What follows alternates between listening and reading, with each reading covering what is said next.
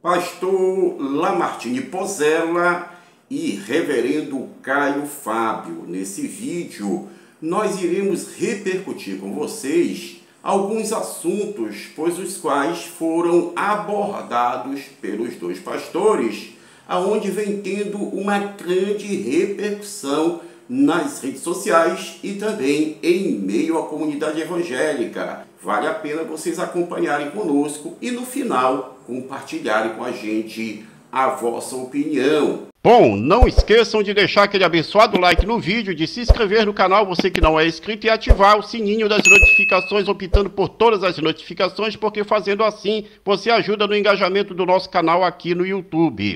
Ainda diz lá no livro de Ezequiel que águas que correm debaixo do trono, provavelmente da fonte de Gihon, quando houver o terremoto que Cristo descer, vai descer pelo Vale de Cedron, como diz Ezequiel, e vai entrar pela parte noroeste do Mar Morto, e a água vai ficar doce.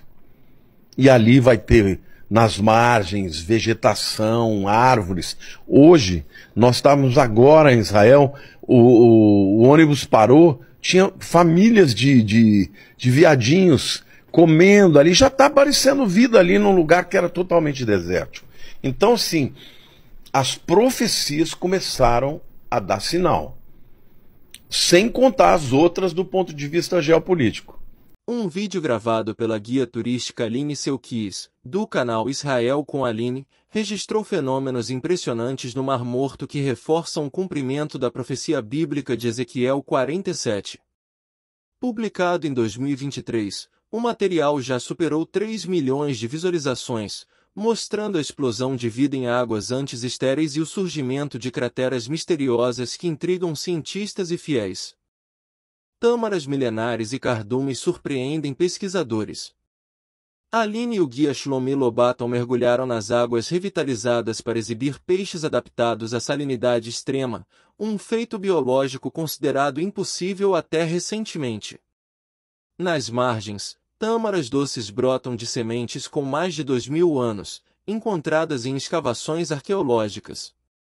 É como testemunhar a ressurreição da natureza, emociona-se Aline no vídeo.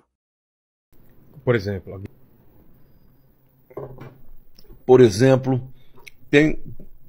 o livro de Ezequiel é lindo, né? No capítulo 36, Deus fala que vai trazer o povo de Israel de todas as nações da terra de volta para a sua terra. Detalhe, ele não pode estar falando do exílio babilônico, que aconteceu aí no 6º século antes de Cristo. Por quê? Porque ele está falando que ia trazer o povo de volta de todas as nações. Então ele estava falando do exílio que aconteceu no ano 70 e depois no ano 135, quando o imperador Adriano expulsou os judeus e eles não puderam mais ficar na terra. Deus está falando, eu vou trazer o povo judeu de todas as terras de volta para a minha terra. E eles nunca mais vão sair de lá. Então, em 1948, se cumpriu essa profecia. Muita gente dava risada, dizendo, impossível, isso nunca vai acontecer. 37, Ezequiel tem a visão do vale de ossos secos. Deus leva Ezequiel numa visão para um vale terrível, seco, cheio de ossos. E Deus fala para ele, Ezequiel, o que você está vendo? Um vale de ossos sequíssimos. Eles podem reviver? Ezequiel falou, Senhor, tu sabes. Aí ele disse para Ezequiel, profetiza ao vale de ossos secos. Voltem à vida. Aí ele profetiza. Aí começa a ver um barulho. Plim, plim, plim, plim, plim. Começa a ouvir osso batendo com osso. De repente um osso daqui vem, junta com outro aqui e começou a juntar juntas, carne, pele, e de repente aparece um exército de pé. E Deus fala assim, esse exército é o meu povo, é a nação de Israel. Eu vou revivê-los. Agora, detalhe, o que aconteceu na época do Holocausto? 6 milhões de judeus foram mortos. E como eles eram encontrados muitas vezes em valas de ossos secos. Essa visão de Ezequiel 37 é a visão do holocausto. Por causa do holocausto, por causa do vale de ossos secos, o mundo ficou abismado. O mundo falou, meu Deus, não pode acontecer isso de novo. Tudo indica que, de repente, alguns sinais que precedem o retorno de Jesus Cristo, de fato, estão acontecendo, estão se cumprindo. Agora, qual é a intenção de Jesus para com os sinais? O que ele quer por meio dos sinais? Avisar, alertar, despertar a todos nós a respeito do seu retorno. O dia, a hora, a semana, o mês, o ano da sua volta, ninguém sabe. Porém, é por meio dos sinais que Jesus busca ou há de buscar chamar a nossa atenção para o seu retorno. Mas, será mesmo que os homens, que a igreja do Senhor vem se atentando para os sinais, tem buscado observar e identificar os sinais que hão de avisar, que hão de alertar, que hão de despertar o povo a respeito do retorno de Cristo? Bom, meu amado, minha amada, nos parece que de fato vem acontecendo alguns sinais que realmente já começam a nos alertar, a nos avisar que de repente o retorno de Cristo está mais próximo do que nunca. Eu tô achando um clima no mundo muito estranho. Um pouco antes da posse do Trump, estava todo mundo mais animado, né? Pô, vai acabar com as... Não, o que eu tô vendo é que a partir do momento que ele entrou, o caos, a desconfiança e o medo aumentaram. O senhor sente também esse tipo de medo de coisa estranha no ar? Para onde a gente está indo?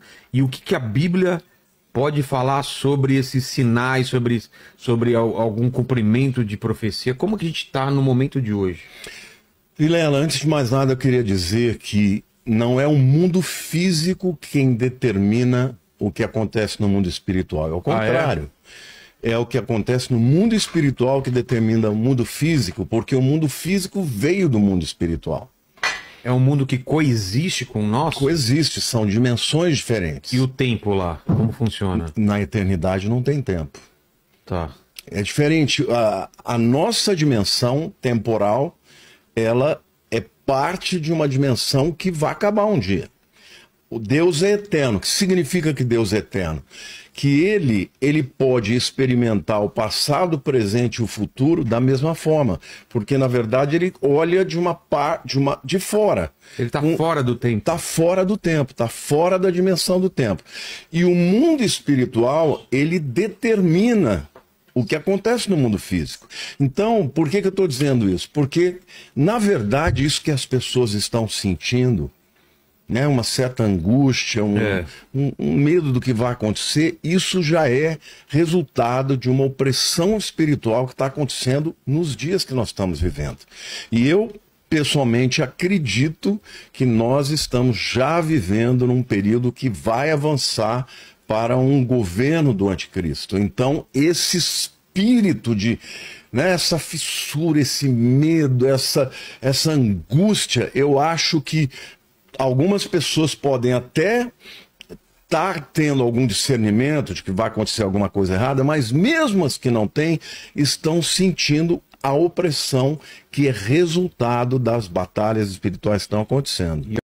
Meu amado irmão, minha amada irmã, esse sentimento que permeia o coração do Vilela não é exclusividade dele. Muitos entre nós vêm compartilhando esse sentimento. É como se alguma coisa fosse acontecer. E o que vai acontecer não é nada bom. Pelo contrário, vai piorar o que já está ruim.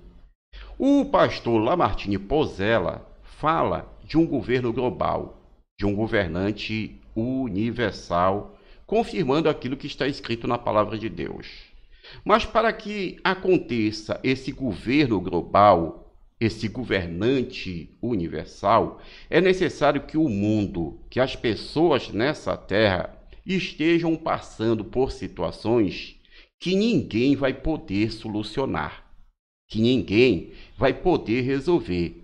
E aí, de repente, aparece esse possível que mais tarde vai se tornar o governante mundial. Por que que o mundo vai aceitá-lo, admiti-lo e nomeá-lo como governante do mundo?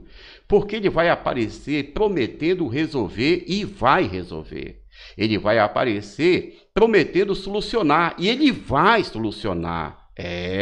Ele vai aparecer dizendo que ele pode mudar a situação adversa que o mundo está vivendo. Ele vai dizer assim: eu posso mudar o teu cativeiro, eu posso transformar tudo que de ruim está acontecendo em coisas boas, eu posso mudar tudo que vocês estão passando de ruim para bom. Basta me aceitar, basta me nomear e eu serei a solução nas suas vidas. E ele vai mostrar que pode.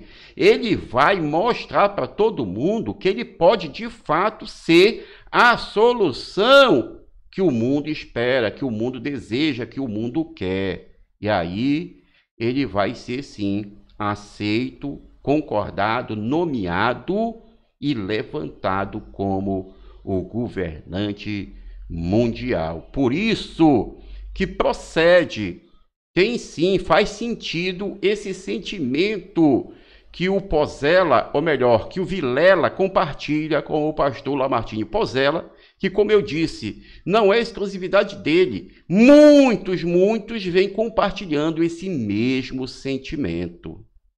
Aqui, o que ele está falando depois de dizer vocês são os macários, os felizes, se vocês adotarem o evangelho do reino de Deus, não como dogmas externos, mas como convicções que emanem, que vazem, como fontes de conteúdo de consciência brotando de dentro de vocês, fazendo parte da fluidez do ser total de vocês, em coerência e harmonia cada vez maior. Se for assim, só se for assim, preste atenção, se for assim e só se for assim, vós sereis o sal da terra. Aqui o reverendo Caio Fábio fala do que é ser o sal da terra e como ser o sal da terra. Preste bastante atenção no que ele diz, no que ele ensina. Porque se você não é humilde de espírito, não tem esse humus aonde o evangelho tem lugar para fertilizar e crescer, se você não tem esse coração de Deus que chora por aqueles que choram, chora com os que choram, alegra-se com os que se alegram, se você não tiver esse desejo de que a vida melhore para todo mundo, que a desigualdade diminua até o dia em que ela acabe, tendo fome e sede de justiça, se você não busca purificar mente, sentimentos, emoções, o coração e tirar da sua alma todo espírito de justicismo revanchista, odioso, vingativo, e adotar o perdão, a graça, a misericórdia, não importa tantas vezes quantas sejam as demandas de perdão que venham sobre a sua vida, se você não for uma pessoa construtora de pontes, um pacificador, um aproximador, um ente, graças a Deus, que quando chega não alimenta conflitos.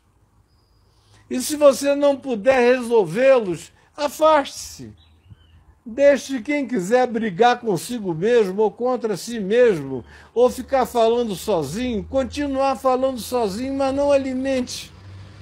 Não ponha um graveto no fogo do ódio dos que estão tomados por qualquer tipo de raiva ou de espírito diferente que vai produzir animosidade. Se você não puder fazer a ponte, se afaste. Espere a hora, espere o tempo, mas saiba que a única tarefa que você tem em relação aos homens não é construir muralhas, é fazer pontes de aproximação, de reconciliação, de encontro, que decorrem todas do perdão. Se você não for uma pessoa dessa natureza, você jamais será sal de nada. Aliás, Jesus diz aqui em Lucas, diz em Marcos 9, 49 e 50, diz em Lucas 14, 34, 35, que esse sal que não se lança como gosto bom na vida e que fica apenas no mesmo lugar, é sal do sal, como... E Jesus, vendo a multidão, subiu a um monte, e, assentando-se, aproximaram-se dele os seus discípulos. E, abrindo a sua boca, os ensinava, dizendo: Bem-aventurados os pobres em espírito, porque deles é o reino dos céus. Bem-aventurados os que choram, porque eles serão consolados. Bem-aventurados os mansos, porque eles herdarão a terra. Bem-aventurados os que têm fome e sede de justiça, porque eles serão fartos. Bem-aventurados os misericordiosos, porque eles alcançarão misericórdia. Bem-aventurados os limpos de coração, porque eles verão a Deus. Bem-aventurados os pacificadores, porque eles serão chamados filhos de Deus. Mateus capítulo 5 do versículo 1 ao 9. Tem um livro meu, antigo, mas continua absolutamente contemporâneo e moderno, e daqui a 100 anos continuará completamente vigente, e se chama Sal Fora do Saleiro. Eu queria tanto que vocês todos lessem, porque é um livro essencial para quem quer entender o significado de ser discípulo de Jesus. E você acha aí no meu portal caifab.net, no link livros, você acha o meu livro Sal Fora do Saleiro, porque o sal não pode ficar no saleiro. O saleiro é a sinagoga. Era como, por exemplo, os essênios, que se sentiam superiores a todos os outros judeus, superiores aos sacerdotes, superiores aos fariseus, superiores aos zelotes, superiores a toda a outra casta religiosa de Israel. Por isso se separaram, foram viver no deserto, nas imediações do Mar Morto, lá em Qumran, e se sentiam os seres pré-arrebatados. Mas não influenciavam ninguém, eles se alienaram.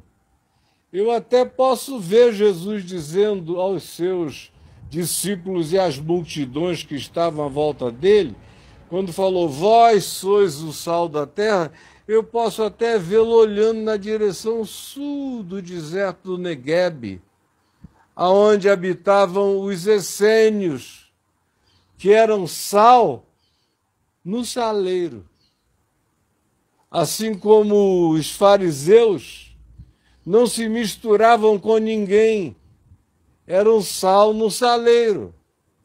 Assim como a religião, que diz que você é santo, se você não tiver amigos no mundo, se você não for a festas de aniversário dos diferentes, se você habitar apenas o lugar chamado congregação, igreja, sinagoga, aí você é um ente do saleiro.